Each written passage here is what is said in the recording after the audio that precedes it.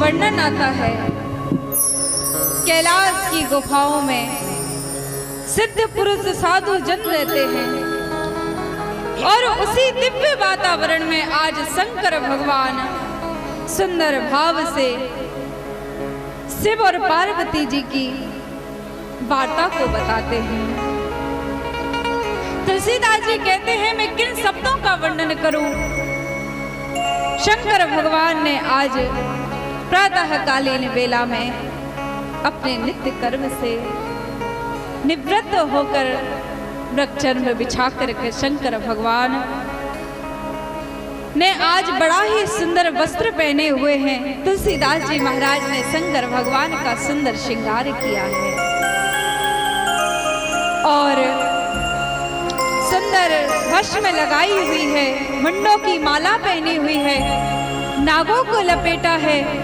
ऐसी सुंदर दिव्य वातावरण में और आज शंकर भगवान बैठे हुए हैं। तुलसीदास जी महाराज शिव की प्रसन्नता के बारे में वर्णन करते हैं, कितने सुंदर लग रहे हैं। जटा मुकुट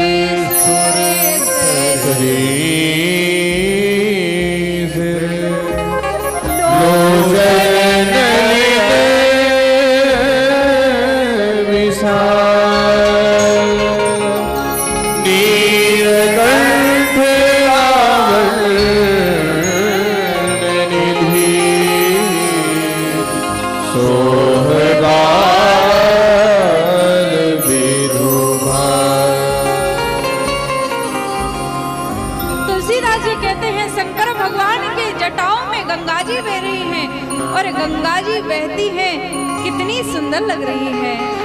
चंद्रमा को अपने सिर पर शोभित किया है और जटाओं का मुकुट बना के रखा है। कितना अद्भुत संकेत है।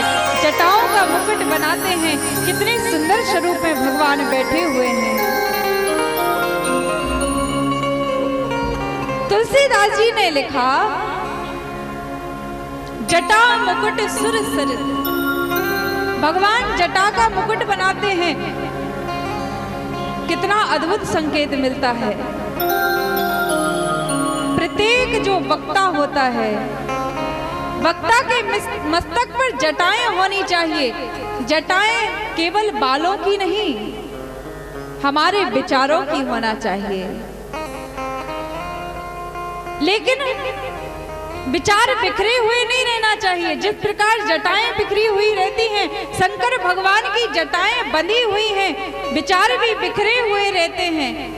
लेकिन विचारों को समेटकर जो अपने सिर पर रख लेता है और संसार की आदि व्याधियों का जिसको कोई भार ही नहीं होता है, ऐसे भगवान शंकर आज कैलाश पर्वत पर जटा मुकुट के रूप में साक्षात गंगा जी को अपने सिर पर बिठाए हुए हैं। शीतल हैं, गंगा जी बह रही हैं। गंगा जी साक्षात भक्ति का रूप है। भक्ति जिसके हृदय में होगी वही राम कथा को गा सकता है। शंकर भगवान के मस्तक पर गंगा जी बह रही हैं, मानो गंगा जी मस्तक पर बह रही हैं और राम कथा रूपी गंगा भगवान के मुख से बह रही है। ऐसा सुंदर भाव। दूसरा लक्षण भगवान का लोचन, नयन है भगवान के, विशाल नयन है। मानो संदेश देते हैं वक्ता की दृष्टि सम होनी चाहिए। वक्ता कभी भी भेदभाव की दृष्टि से ना देखे। श्रोता आ गया तो उसको वैसी ही कथा सुनाना, या कोई अच्छा श्रोता आ गया तो उसे और अच्छी कथा सुनाना, नहीं। श्रोताओं को देखते हुए कथा को नहीं सुने, अंतःकरण के सुख के लिए वह कथा को कहे। ऐसी अद्भुत बात शंकर भगवान में।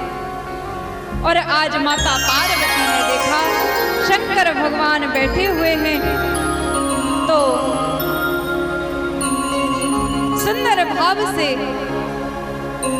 अब तो मैं भगवान के पास आ गई हूँ और भगवान का नीलकंठ है। मानो भगवान नीलकंठेश्वर हैं, लेकिन गले में तो विष है, लेकिन जब बोलते हैं तो अमृत धारा निकलती है।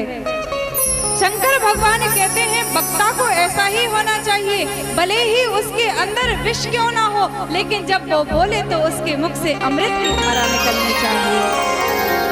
शंकर भगवान जब बोलते हैं तो अमृत की धारा निकलती है।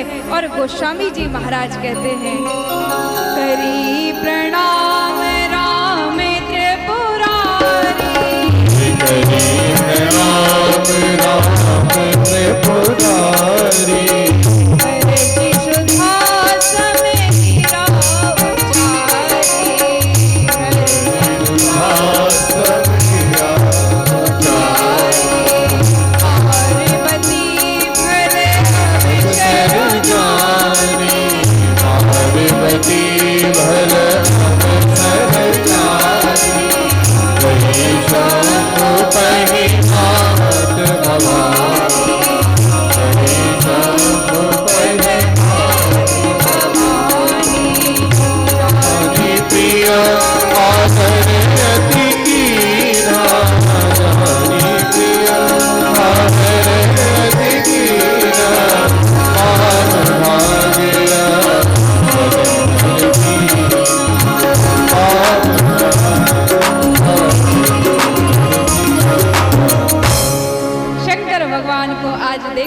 सुंदर भाव से माता पार्वती ने देखा शंकर भगवान बैठे हुए हैं और कैलाश पर्वत पर मैं इनकी पत्नी के रूप में आई हूँ, मेरा अधिकार है इनसे कुछ पूछें।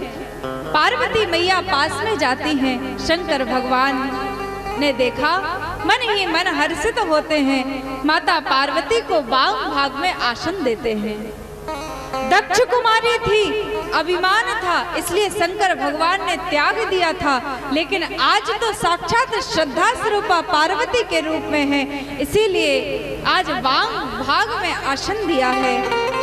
पत्नी है, शंकर भगवान जानते हैं कि अपनी पत्नी का कैसे आदर करना चाहिए। शंकर भगवान माता पार्वती का बड़ा ही आदर करते हैं और हमारे शास्त्र भी कहते हैं हमारे घर में स्त्रियों का सम्मान होना चाहिए। जिस प्रकार आज शंकर भगवान ने सम्मान दिया है, माता पार्वती को पत्नी स्वरूप में मानकर वाम भाग में आसन दिया है। शास्त्र कहते हैं जिस घर में नारी का सम्मान होता है उस घर में साक्षात देवता वास करते हैं। प्रेम से बोलो जय जय सिया राम। ऐसा नहीं है भैया, शंकर भगवान की तरह दाम्पत्य जीवन को अच्छी तरीके से संभालना चाहिए। आजकल के संसारी लोग तो भैया ऐसे ही होते हैं, पत्नी की तो कुछ मानते ही नहीं है। और ऐसा नहीं है कि पत्नी की नहीं मानते, आज पति घर पर ढंग से नहीं बोलता है, लेकिन दुकान पर जाता है तो एकदम अच्छे से बोलने लगता है, क्योंकि वहां पर उसका स्वार्थ है। घर पर क्या स्वार्थ है? 24 घंटे पत्नी तो पास में ही रहना है, कुछ भी बोलता रहता है, लेकिन जब दुकान पर जाता है तो वहां पर तो अच्छे से बोलता है। पत्नी अगर धोखे से दुकान पर आ जाए ना तो उसको लगता ही नहीं है कि यही मेरा पति है। घर पर तो ऐसे बोलता है, यहाँ ऐसे बोल रहा है। लेकिन भैया पत्नी का सम्मान होना चाहिए। शंकर भगवान माता पार्वती का सम्मान करके आदर करके सुंदर भाव से वाम भाग में आसन देते हैं। और तुलसीदास जी कहते हैं, मन में विचार किया शंकर भगवान से कुछ पूछूं, तो माता पार्वती कहती हैं, हे प्रभु, जो व्यक्ति कल्प वृक्ष के नीचे हो वह गरीब हो तो कल्प वृक्ष की गलती नहीं है, उस व्यक्ति की गलती है कि वो लाभ नहीं उठा पा रहा है कल्प वृक्ष का। क्योंकि कल्प वृक्ष के नीचे जो भी अपन संकल्प करते हैं वह हमको प्राप्त होता है। आप भी कल्प वृक्ष स्वरूप हैं। आपकी छाया में बैठकर अगर मैंने अपने संदेह को दूर नहीं कर पाया तो मेरी बुद्धि कितनी छोटी कहलाई। प्रश्नों का कुछ आप हल कीजिए। मेरे मन में प्रश्न घूम रहे हैं। पहले जन्म में मैं दक्ष कुमारी थी, अभिमान आ गया था, इसलिए राम कथा अच्छे से नहीं सुन पाई थी, लेकिन अब मैं आपसे राम कथा सुनना चाहती हूँ। प्रभु आप बताइए, भगवान ने कैसे अवतार लिया, कैसे भगवान लीला की, अयोध्या में कैसे भगवान आए हैं, माता कौशल्या को कैसे प्रसन्न किया, दशरथ जी महाराज की विनती को सुनकर कैसे वन गमन किया, कैसे उनकी प्रिया को रावण ने हरण किया, सारी कथा विस्तार से सुनाइए। तब शंकर भगवान ने देखा माता पार्वती को, बड़े ही प्रसन्न हुए और प्रसन्न होकर कहा, आपने बड़ा ही गूढ़ तत्व हमसे पूछा है।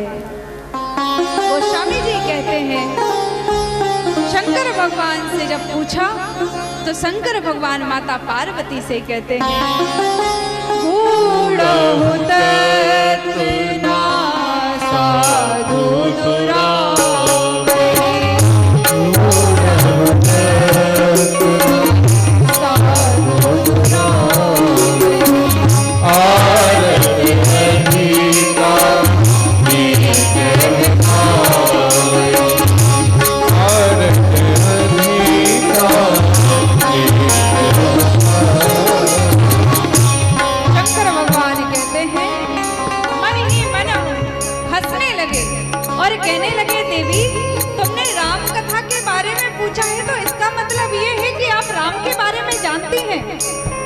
अगर आप राम के बारे में नहीं जानती तो राम के बारे में पूछती नहीं मुझसे।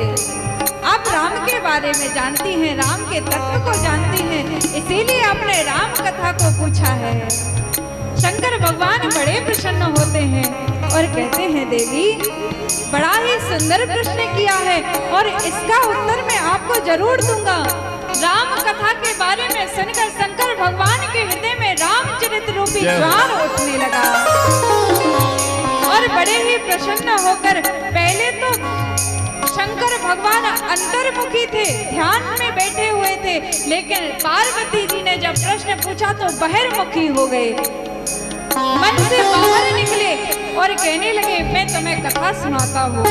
और सुंदर भाव से शंकर भगवान कहते हैं,